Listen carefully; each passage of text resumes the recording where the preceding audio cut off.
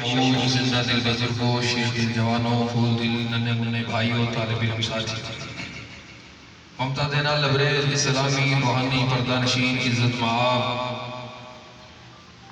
ماؤں، قابل قدر قابل احترام اسلامی روحانی پردہ نشین غیرت مند بہنوں،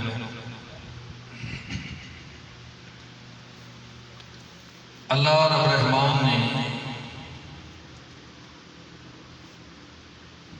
انسانوں تمام تر مخلوقات وچوں اشرف، اعلیٰ، عرفہ، اچا، سچا، بہتر اور عظیم تر بڑا ہے۔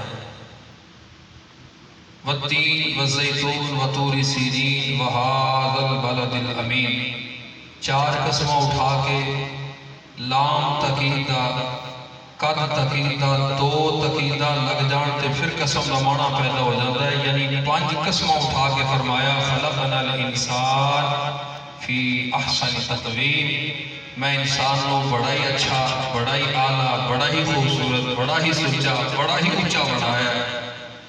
یہ اللہ دا اتنا بڑا احسان ہے، اتنا بڑا احسان ہے کہ ساری زندگی بندہ سجدے جو سر نہ چکے تا بھی اس احسان دا بدلہ نہیں چکا سکتا۔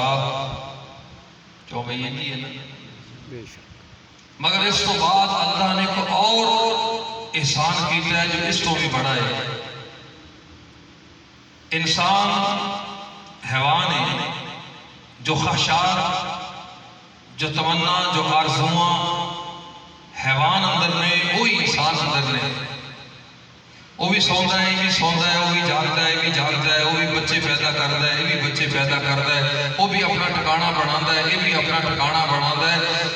جو خواہشاں ہوندیاں نے وہی خواہشاں انسان دیاں نے۔ انسان ایک حیوان ہے جب تک اس اندر انسانیت نہ ہوئے، اور انسانیت پیدا ہوتی ہے جب بندے دے اندر ایمان ہوئے، شعور ہوئے۔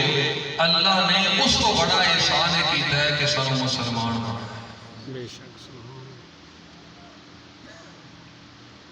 اور پھر اللہ نے امت محمد بنایا صلی اللہ علیہ وسلم، اس کو بھی بڑا احسان ہے۔ امت محمد میں مختلف فرق نے، مختلف گروہ نے، مختلف جماعتاں نے، مختلف کیٹاگریاں نے۔